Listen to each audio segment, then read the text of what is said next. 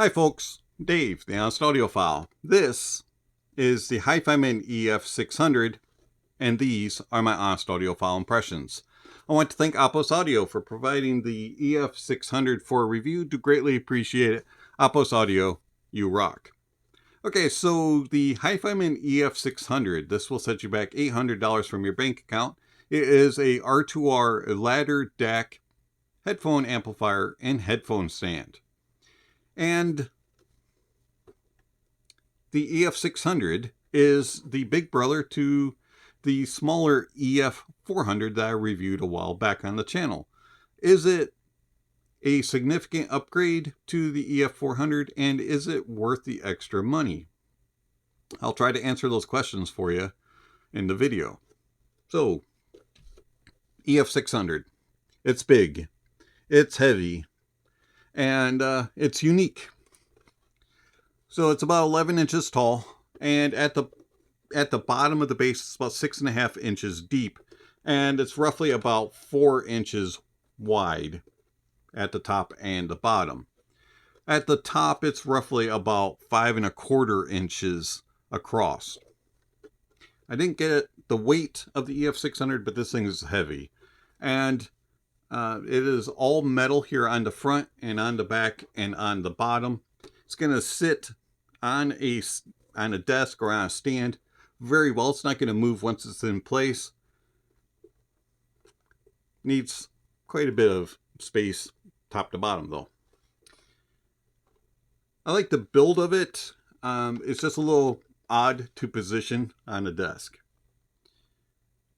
All metal, it feels solid, and it looks great. One little nitpick is the headphone stand. So the headphone stand is a good idea. I like the idea of it. The problem is this thing is plastic, and it just kind of sounds chintzy, and it doesn't kind of feel as premium as the rest of the device. So if you take something like a ARIA Stealth, for example, and you position it on there, it looks really cool, and it fits very well. But, as I said, it just doesn't have that premium feel that the rest of the device has.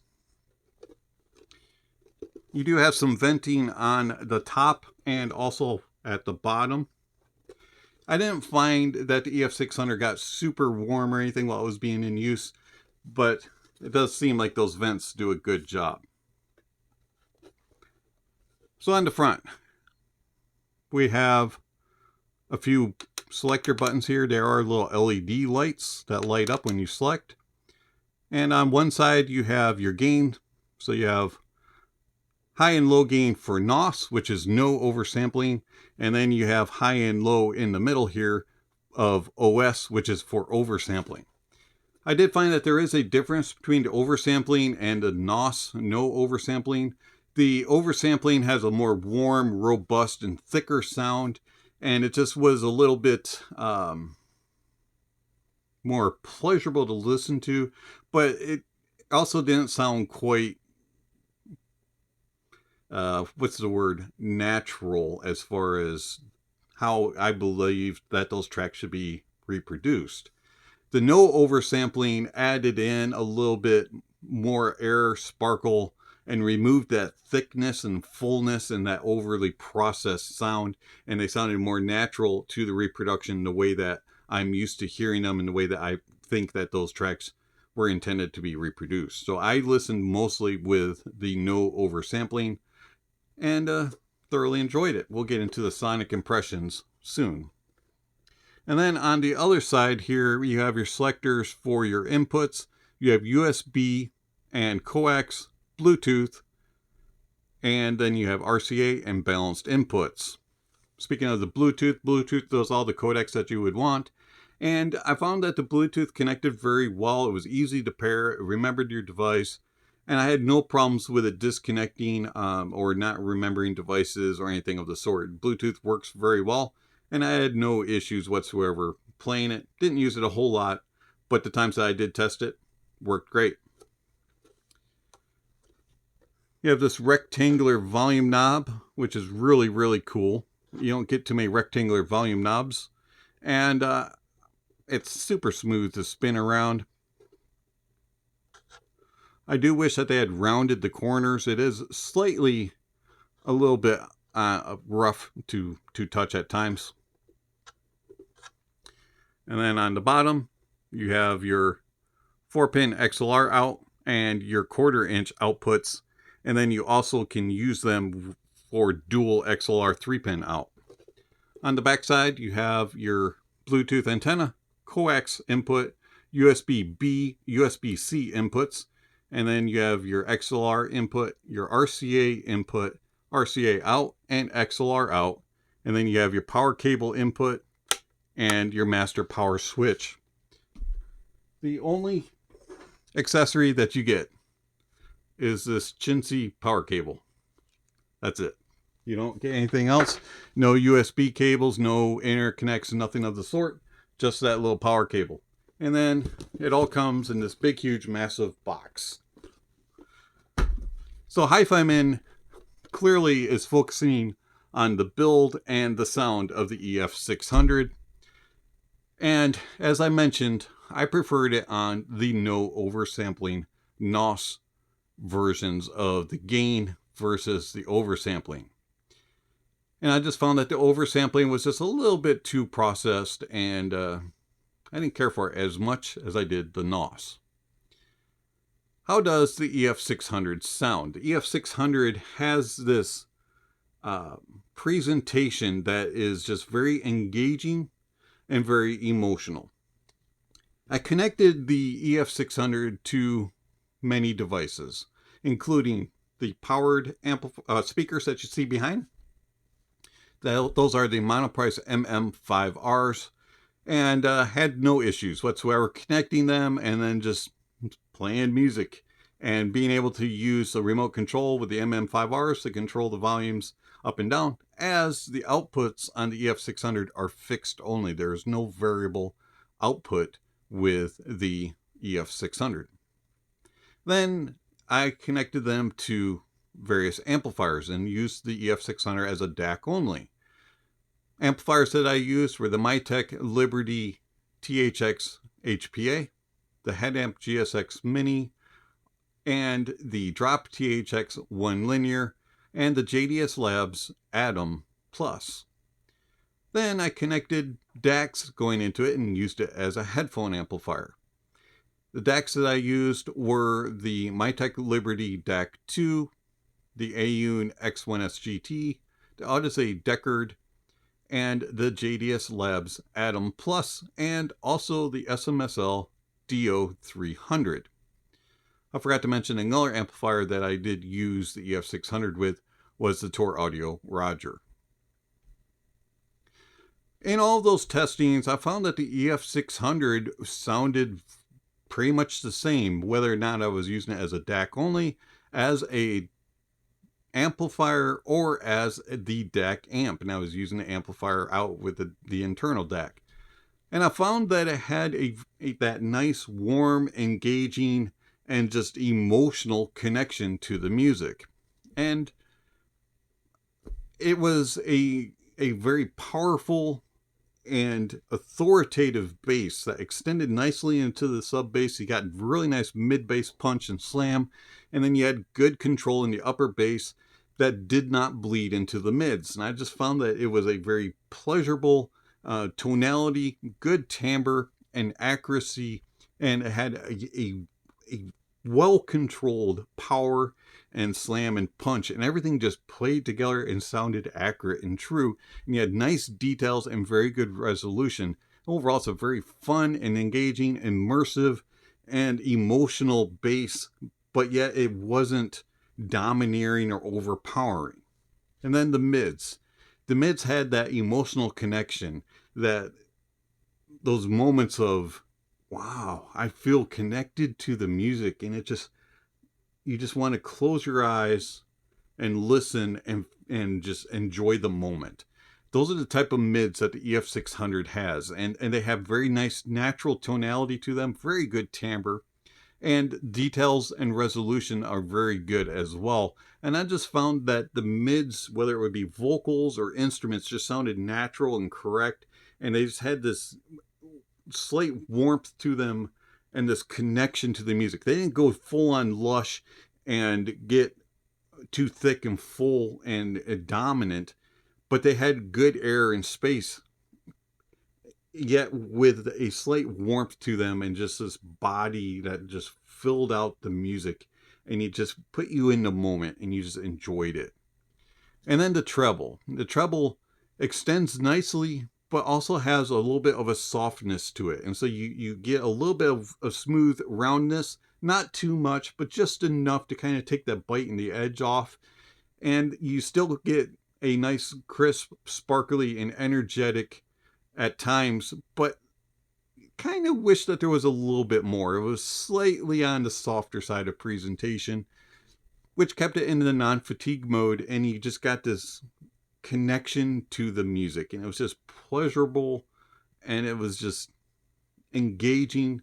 Tone and timbre in the treble was just like the mids and the bass. Very good, very natural. Details and resolution are phenomenal. As I said, just slightly rounded, a little bit on the smoother side, and not quite as bitey and edgy as some others.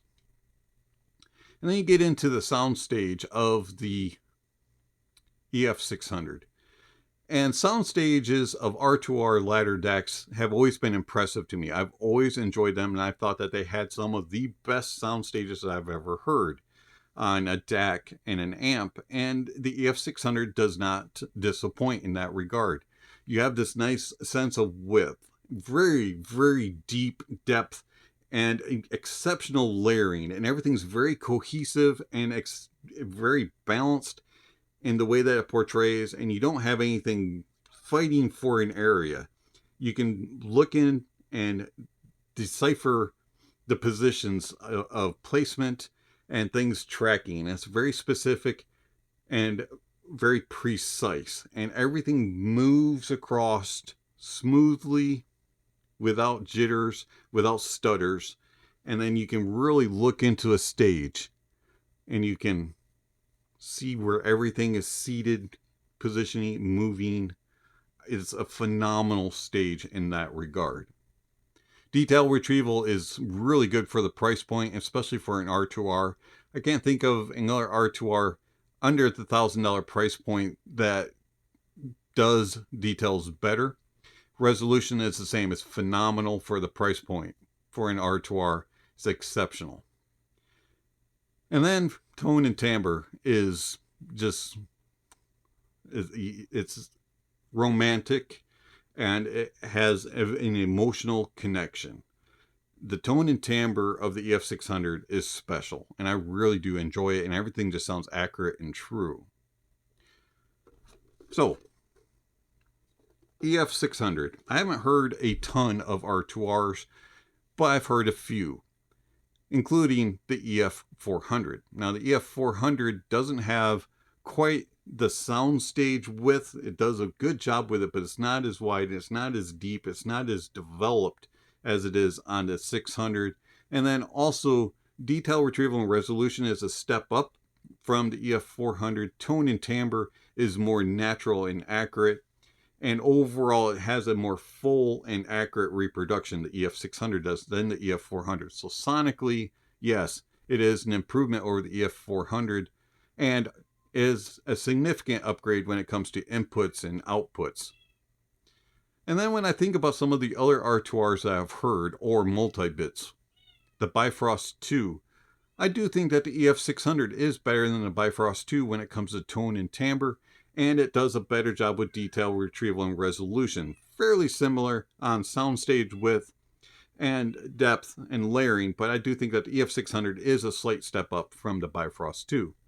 The only R2R that I can think of that I've heard that competes DAC-wise with the EF600 is the Soekris DAC 1421. Now, the 1421 is going to be pretty darn near close to it when it comes to tone and timbre, detail retrieval, and resolution, and the soundstage width. The DAC 1421 may have just a little bit more of an airy approach and not quite as warm as the EF600, but they're pretty close to each other in that regard. Where the Soekris DAC 1421 is going to struggle is being the amplifier is not very powerful on the DAC 1421, and it doesn't have near as many of output capabilities, even though I do believe it has variable output. So the EF600, yeah, I like this. I like this a lot. For an R2R all-in-one, it has the power, and it has the sound, and it has the uniqueness. Plus, it's a headphone stand if you want to use it. So, do I recommend the EF600? Yep. Do I recommend it over the EF400? Yep. And if you're interested in an R2R DAC, check out the Himalayan Pro R2R ladder DAC from Hifiman, the EF600. It's been Dave, the Honest Audiophile. Thank you for watching, and I'll catch you on the next video. Speaking of next videos, there's going to be all kinds of other things coming forward. There's going to be fantastic gear, so be hitting that subscription button, and that way, and then hitting the notification bell. That way you'll know when the next video comes out. If you haven't already, please do that. Don't forget to give a thumbs up or a thumbs down to the video, and then check out all the links down below. There's all kinds of information down there regarding how you can contact the channel, follow the channel, support the channel. All that kind of stuff is listed down below, like gear rankings and tier rankings and all that kind of stuff. Speaking of supporting the channel, you can do that through Patreon or YouTube memberships. And thank you very much for all of you that are patrons and YouTube members. It is much appreciated. Thank you very much for all that you give to the channel. It is much appreciated. It does go back into the channel to help purchase gear and to purchase gear to produce the videos and all kinds of other things. Always the funds given to the channel go back into the channel. So if you're interested in supporting the channel, check out the links down below. Many different ways that you can do that through one-time gifts, PayPal, Venmo, all that kind of good stuff. And then monthly subscriptions through YouTube memberships and Patreon.